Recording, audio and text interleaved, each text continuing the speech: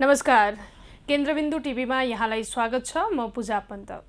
दर्शकवृन्द, निजी क्षेत्रको छाता संगठन नेपाल उद्योग वाणिज्य महासंघका उद्योगी व्यवसायी आफ्ना उम्मेदवारलाई विजयी बनाउन यो बेला लागि परेका छन्।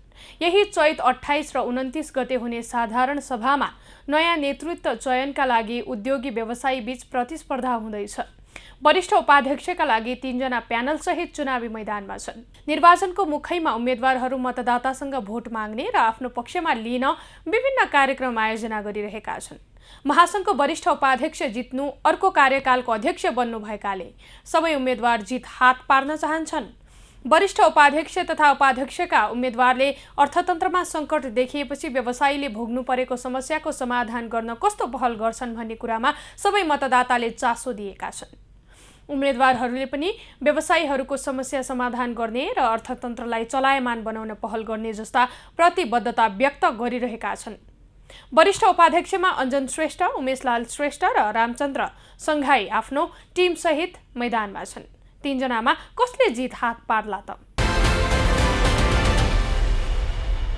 एफएनसीसीआईका वरिष्ठ उपाध्यक्षका उम्मेदवार अञ्जन श्रेष्ठले यसअघि निर्वाचनमा वस्तुगत उपाध्यक्षमा उमेशलाल श्रेष्ठलाई पराजित गरेका थिए। महासंघमा रहेर 20 वर्षदेखि व्यवसायीको हकहितमा काम गरेको आधार प्रस्तुत गर्दै अञ्जन सबै मतदाताले आफूलाई भोट दिनेमा विश्वस्त देखिन्छन्। उनले ठूलो व्यवसाय गृहलक्ष्मी ग्रुपको नेतृत्व गरिरहेका छन्। अञ्जन श्रेष्ठ जीवन्त, जिम्मेवार र जोसिलो निजी क्षेत्रको मूल नारासहित चुनावी मैदानमा छन्। उनले कर प्रणालीमा आवश्यक सुधार, व्यवसाय लागतमा नियन्त्रण, लगानी मैत्री वातावरण र उदार अर्थनीति जस्ता नीति नियमहरूमा महासंघको विशेष ध्यान हुने घोषणापत्रमा उल्लेख गरेका छन्। उनले सिमेन्ट उद्योगी, छड उद्योगी, निर्माणजन्य उद्योग, जग्गा कारोबार, होटेल रेस्टुरेन्ट, जुत्ता, चप्पलदेखि हरेक प्रकारका उद्योगी व्यवसायीको समस्या समाधान गर्ने प्रतिबद्धता जनाएका छन्। उनको टिममा जिल्ला नगर उपाध्यक्षमा अरुण सुमार्गी र वस्तुगत उपाध्यक्षमा मनिषलाल प्रधान रहेका छन्।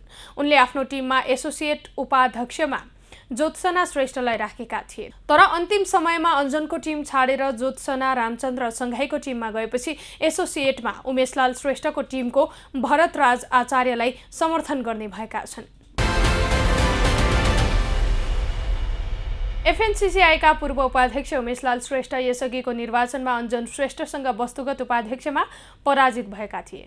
उनै श्रेष्ठले यसपटक पनि वरिष्ठ उपाध्यक्ष पदका लागि अञ्जन श्रेष्ठ र रामचन्द्र सङ्घाईसँग प्रतिस्पर्धा गर्नेछन्। क्वेस्ट फार्मास्युटिकल्सको नेतृत्व सम्हाल्दै आएका श्रेष्ठ आफू एफएनसीसीआईमा 30 वर्षदेखि संलग्न रहेको र व्यवसायीको हकहितका लागि काम गरेको दावी गर्दछन्। उमेशलाल श्रेष्ठ सक्षम निजी क्षेत्र, समृद्ध अर्थतन्त्रको मूल नारासहित चुनावी मैदानमा छन्। उनले सङ्कटमा गएको अर्थतन्त्र सुधारका लागि व्यवसायीहरूको हकहितमा निस्वार्थ काम गर्ने घोषणापत्रमा उल्लेख गरेका छन्। व्यवसायीहरूका समस्या समाधान गर्ने र चुनाव जितेपछि कसैको कठपुतली नहुने तर उद्योगी व्यवसायीको कठपुतली बन्न तयार रहेको बताउने गरेका छन्। उमेशलालको टिममा जिल्ला नगर उपाध्यक्षमा दिनेश श्रेष्ठ, वस्तुगत उपाध्यक्षमा हेमराज ढकाल र एसोसिएट उपाध्यक्षमा भरत आचार्य छन्।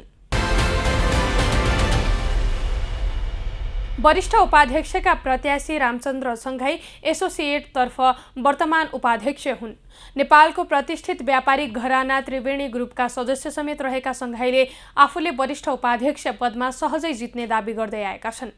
उद्योगी व्यवसायीहरूले नै आफूलाई वरिष्ठ उपाध्यक्षमा उम्मेदवारी दिन प्रेरित गरेको र विगतमा काम गरेको आधारमा आफूले जित्नेमा उनी ढुक्क देखिन्छन्।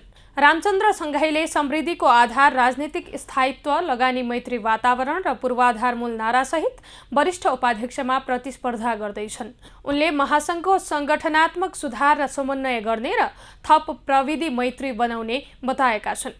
उद्योगी व्यवसायीको समस्या सुन्ने हेल्प डेस्क र हटलाइन बनाउने, कानुन तथा नीति कार्यान्वयन तथा सुधार एवं परिवर्तनका लागि पहल गर्ने, सुस्ताएको मुलुकको अर्थतन्त्रलाई चलायमान बनाएर आर्थिक विकास र अर्थतन्त्र सुधार गर्ने रामचन्द्रको घोषणापत्रमा उल्लेख छ।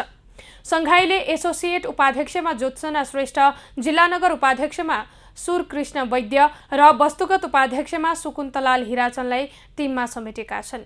मतदानका लागि मारवाडी र नेवार समुदायको भोट अत्यधिक छ, त्यसैले पनि यो निर्वाचनमा प्रतिस्पर्धा उच्च देखिन्छ।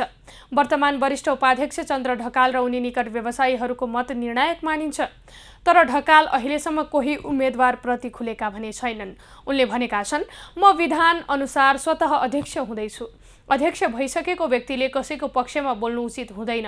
तपाईहरू आफ्नो तरिकाले चुनाव उठ्नुहोस्, जसले जित्नुहुन्छ त्यही मेरो टिम हो। सबैलाई मिलाएर अघि बढ्छु। ढकालको समर्थन पाउन वरिष्ठ उपाध्यक्षका सबै उम्मेदवारहरूको प्रयास जारी छ।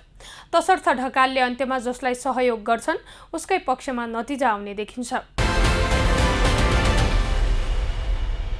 महासंघमा पहिलोपटक त्रिपक्षीय प्रतिस्पर्धा हुँदैछ। वरिष्ठ उपाध्यक्ष पदमा जित निकाल्न कुल मतको कम्तीमा 50% ल्याउनु पर्नेछ। यदि वरिष्ठ उपाध्यक्षका कुनै पनि उम्मेदवारले कुल मतको 50% कटाउन सकेनन् भने पहिलो र दोस्रो हुने उम्मेदवारबीच फेरि मतदान हुनेछ। महासंघको निर्वाचनमा जिल्ला नगरको 50, एसोसिएटको 30 र वस्तुगतको 20% मतभार हुन्छ।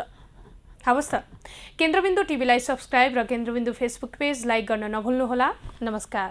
सर्वाधिक लोकप्रिय सावित्री कञ्चनजङ्घा अगरबत्ती आवरण स्किन क्लिनिक